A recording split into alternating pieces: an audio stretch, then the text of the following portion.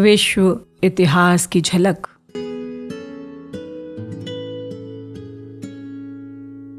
Japan में shogun का शासन।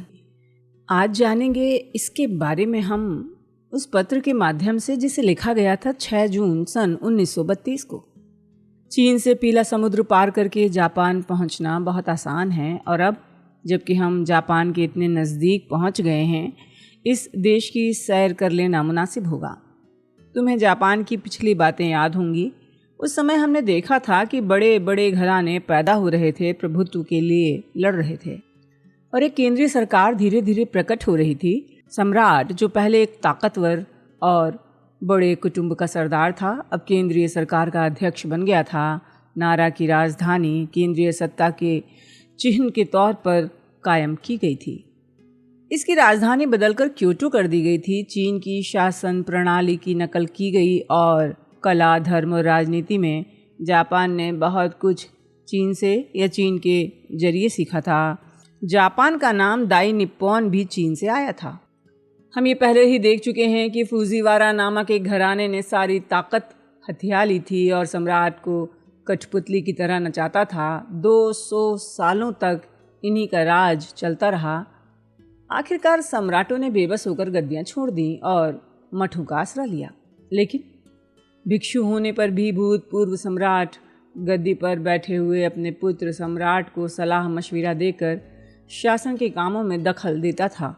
इस तरीके से सम्राटों ने फुजीवारा घराने से पैदा होने वाली अड़चनों को किसी हद तक मिटाने की कोशिश की। हालांकि काम करने का ये तरीका पेचीदा था, लेकिन फिर भी इससे फुजीवारा घराने की ताकत कम हो गई थी। असली शक्ति सम्राट के हाथों में होती थी, जो राजगद्दी छोड़कर भिक्षु बन जाते थे। इसलिए उन्हें मठवासी सम्राट कहा जाता था। इस बीच दूसरे परिवर्तन हुए और बड़े बड़े जमींदारों का, जो सैनिक भी थे, एक नया वर्ग पैदा हुआ। फुजीवारों ने ही इन जमींदारों को बनाया था और इन्हें सरकारी टैक्स जमा करने के लिए मुकर्रर किया था। इनको दाइम्यो कहते थे और इनका अर्थ था बड़ा नाम। अंग्रेजों के आने के पहले इसी किस्म का जो वर्ग हमारे प्रांत में पैदा हुआ, उसकी तुलना दाइम्यो से करना कौतूहल की बात है। खासकर अवध के कमज़ोर बादशाह ने मालगुजारी वसूल करने वाले मुकर्रर किए थे। ये लोग अपनी छोटी छोटी फौजें रखते थे ताकि उनकी मदद से ज़बरदस्ती वसूली कर सकें, और जाहिर है वसूली का ज़्यादातर हिस्सा ये लोग अपनी जेबों में रखते थे। यही मालगुजारी वसूल करने वाले कुछ लोग बढ़कर बड़े बड़े ताल्लुकेदार बन गए।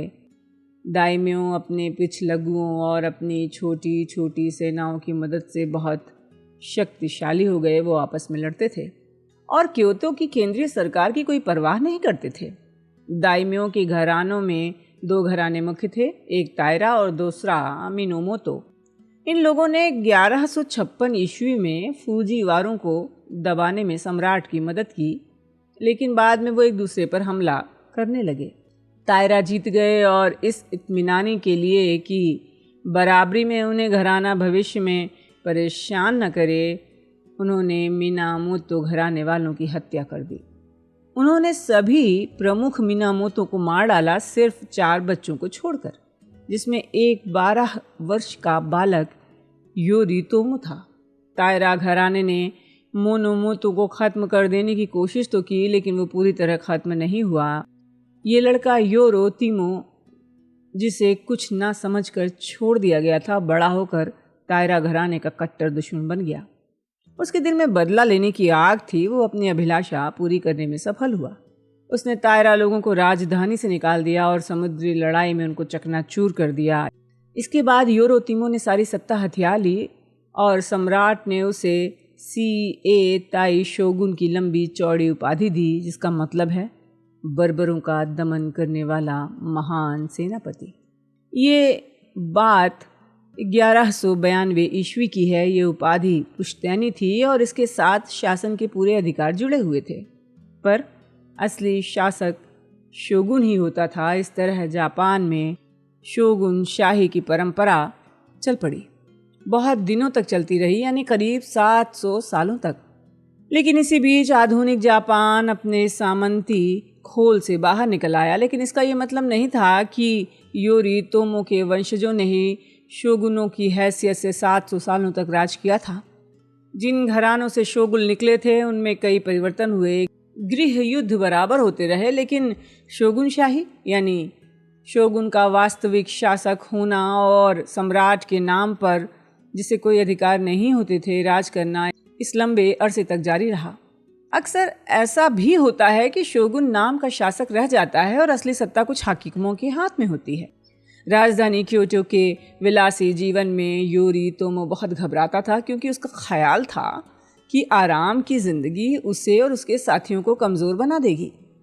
इसलिए उसने कामाकुरा में अपनी नई सैनिक राजधानी बनाई और इसलिए यह पहली शोगुनशाही कामाकुरा शोगुनशाही कहलाती है। ये 1333 ईस्वी यानी करीब 150 वर्ष तक रही। इस काल में ज़्यादातर भाग में जापान में शांति रही। बहुत वर्षों के बाद, गृह युद्ध के बाद शांति का लोगों ने स्वागत किया। खुशहाली का ज़माना शुरू हुआ और इस ज़माने में जापान की हालत उस समय के यूरोप के किसी भी देश की हालत से कहीं बेहतर थी और इसका शासन भी ज़्यादातर कारगर रहा। जापान चीन का योग्य शिष्य था। हालांकि दोनों के नज़रियों में फ़र्क था। जैसा मैंने तुम्हें बताया, चीनी स्वभाव से शांति प्रिय और संतोषी थे। दूसरी तरफ जापान एक उग्र सैनिक देश था। चीन में लोग सैनिकों को बुरी निगाह से देखते थे और लड़ाई का पेशा कुछ इज्जतदार पेशा नहीं समझा जाता था। जापान में चोटी के सिपाही होते थे और लड़ाकू वीर या दाइम्यो उनका आदर्श था। मतलब ये था कि जापान ने चीन से बहुत कुछ सीखा, लेकिन अपने ही तरीके से सीखा। उसने हर एक चीज़ को अपने जातीय स्वभाव के अनुरूप बनाने और ढालने की कोशिश की। चीन से उसका नज़दीकी संबंध बना रहा और व्यापार भी चलता रहा, जो ज़्यादातर चीनी जहाज़ों के जरिए होता था। 13वीं सदी के अंत में ये सिलसिला अचानक रुक गया, क्योंकि मंगोल लोग चीन और कोरिया पहुंच गए। मंगोलों ने जापान को भी जीतने की कोशिश की, लेकिन पीछे हटा दिए गए। इस तरह ये मंगोल, जिन्होंने एशिया की काया पलट दी और यूरोप को हिला दिया, जापान पर कोई ख़ास असर नहीं डाल पाए।